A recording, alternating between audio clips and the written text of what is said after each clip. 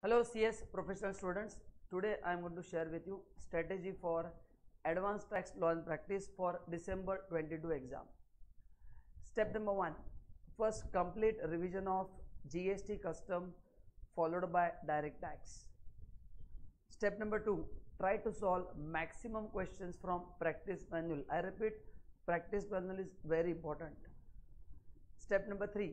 Try to solve at least 4 to 5 last examination papers which will give you required confidence. Make sure you complete revision by 15th November.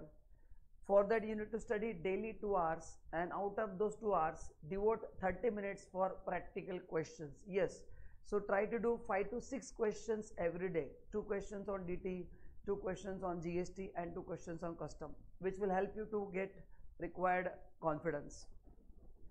After 15th November, give dedicated 3 to 4 days for entire revision and make sure that all key points are ready with you, which need to be revised 1 day before the exam. So guys, if you follow this strategy, I guarantee you will get very good marks in the exam. So thank you so much, and if you like this reel, don't forget to share with your friends. Thank you.